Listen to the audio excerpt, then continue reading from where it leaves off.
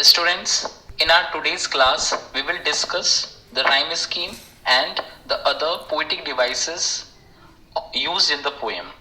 Okay, so now we will start with the very first stanza. In the first stanza, 5 types of poetic devices are used. The first one is the rhyme scheme.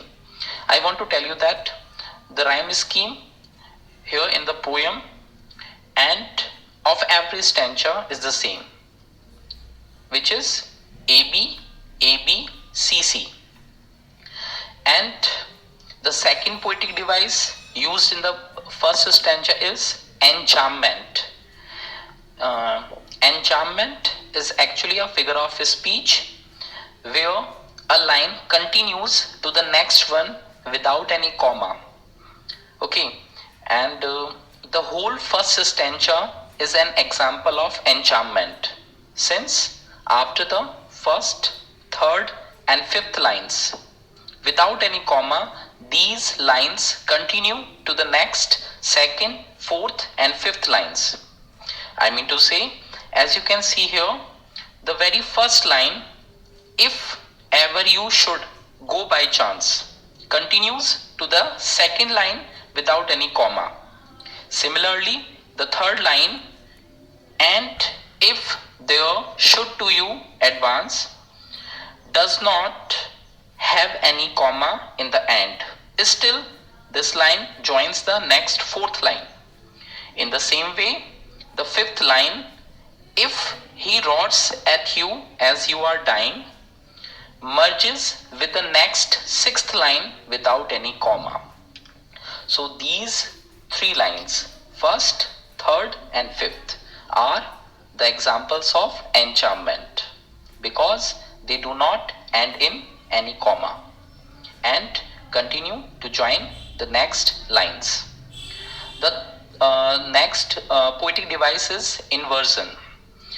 Inversion is actually a poetic device when the format of a sentence gets fully changed, or we can say becomes inverse, opposite. Okay, I can give you its example. Here comes a car. Here comes a car. It is an example from my side. Here, a car is the subject which is given in the end instead of in the beginning. So, we can say when the format of a sentence gets changed fully, it is called inversion. And here, in the first stanza, the third and the fourth lines, the third and the fourth lines are an example of inversion. Since the subject, a large and tawny beast, is written in the end instead of at the beginning. You can see here in the third and fourth line, the subject is a large and tawny beast, which is given there at the end instead of in the beginning. So here it is an example of inversion. So now the next poetic device is assonance. Assonance is actually the use of the same vowel sound within the words which are close together. Once again, I am repeating, it is the use of the same vowel sound within the words which are close together. And here in the first stanza, its example is there in the fifth and sixth line.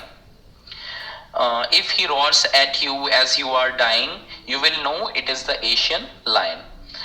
The word roar has the O sound, roar. And in the next line, in the sixth one line, the word no also has the O sound, roar and no. Both these words have O sound. Okay, now we will discuss the next fifth poetic device used in the first stanza, which is allusion. Allusion is a figure of speech in which an indirect reference is made to a famous person, place, or thing.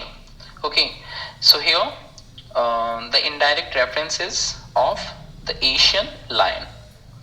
Now we will proceed to the second stanza. Here also the same rhyme scheme is there, AB, AB, CC. And the next poetic device is alliteration. I will tell you what is alliteration. Alliteration is actually the repetition of the same consonant sound in the beginning of the words which are close together. In short, we can say the same initial consonant sound of the words which are close together. And its example is there in the first line, roaming round. Both the words start with the same consonant sound R. Okay, now the third poetic device is inversion. What is inversion? I will tell you. Inversion is the change in the format of a sentence. We can say when we change the format of a sentence, it is called inversion. And its example is there in the 5th and 6th lines of the second stanza. This simple rule may help you learn the Bengal tiger to discern. So here the object is the Bengal tiger, which should be there in the end, but it is not there in the end. It has been used here before the phrase to discern.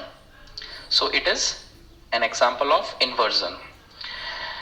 The next poetic device used in the second stanza is allusion. Bengal tiger in the last line, Bengal tiger. Okay, as I have already told you, allusion is an indirect reference to a famous person, place or thing. And here its example is there in the last line of the second stanza, Bengal tiger.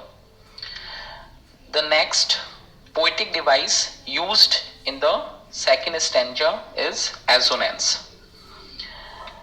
Assonance is there in the first and second lines, which is or if some time when roaming round a noble wild beast greets you.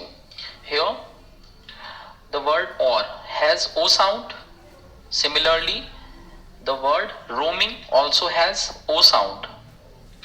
Okay, and the next word noble also has the same O sound.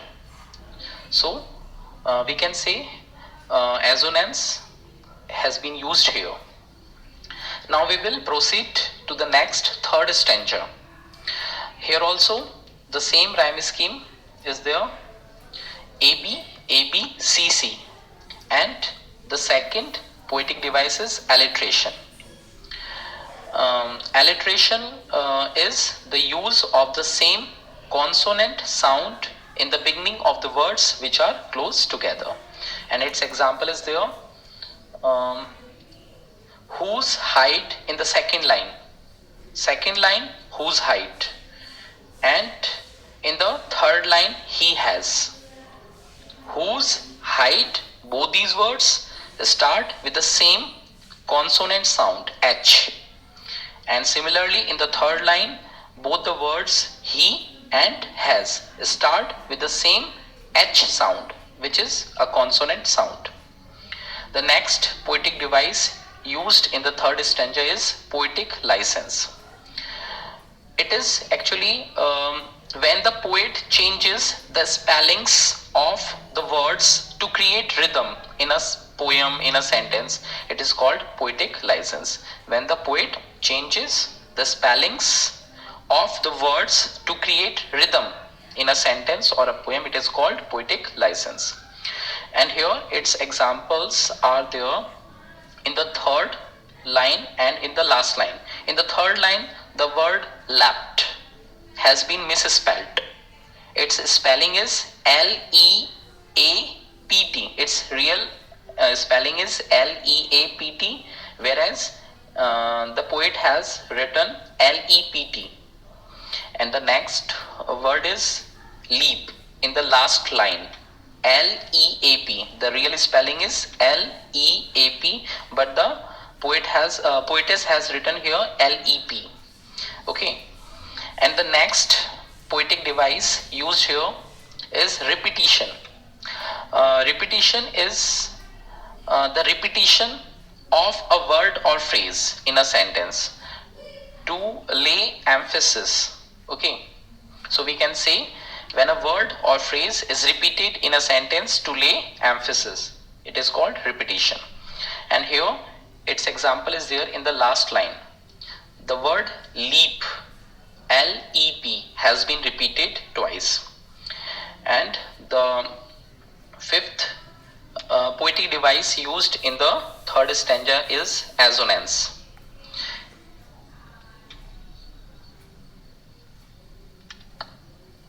In the third stanza, the vowel sound O has been repeated many times. We can say in the first and second line, O sound has been repeated. Strolling forth, strolling, O sound is there, and in the next word, forth, O sound is there.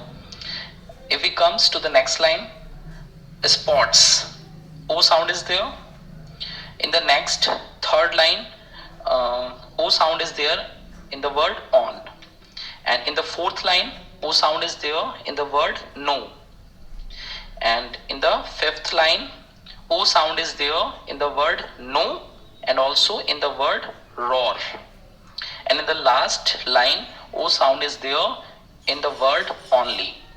Okay, so we can say here the vowel sound O has been repeated throughout in the stanza. Now we come to the next fourth stanza. The rhyme scheme of the fourth stanza is AB, AB, CC, and the next poetic device used in the fourth stanza is enchantment. The very first line, if when you are walking round your yard, here this first line joins the second line without any comma, so it is an example of enchantment. The next poetic device used here is alliteration. Its example is there in the first line, in the third line, and in the fourth line. In the first line, when walking, both the words when and walking start with the same consonant sound W. Okay, and in the third line, the words who and hugs, both these words, who and hugs, both these words start with the same consonant sound H. And in the fourth line, the words be and bear, both these words start with the same consonant sound B. So we can say these are the examples of alliteration. And the fourth poetic device used in the fourth poem, in the fourth stanza is assonance. And it is there in the second line. The second line is you meet a creature there. You meet a creature there. The word meet has the E sound, and the word creature also has the E sound. Okay, and both these words are there close together, so we can say it is an example of assonance. Now we come to the next fifth stanza. The rhyme scheme is also the same here, AB, AB, CC, and the next poetic device used is alliteration, which is there in the fourth line, the, thus. Look at the fourth line of the fifth stanza. Of the fifth stanza, fourth line. Tell from the hyena thus. The and thus. These two words, the and thus, start with the same consonant sound. Therefore, they are the example of alliteration. And the next poetic device used in the fifth stanza is enchantment. First and third line do not end. First and third line, these two lines do not end in commas and continue to the next lines. So they are the examples of enchantment. First and third line. Though to distinguish beast of prey, this first line, and the third line, the crocodile you always may. the third line. These two lines do not end in commas. Now we will proceed to the sixth stanza. The rhyme scheme of the sixth stanza is AB, AB, CC, and the next poetic device is alliteration, which is there in the third line. He hasn't. Third line. He hasn't. Both the words start with the same consonant sound. So, all the poetic devices have been completed. I hope you have understood.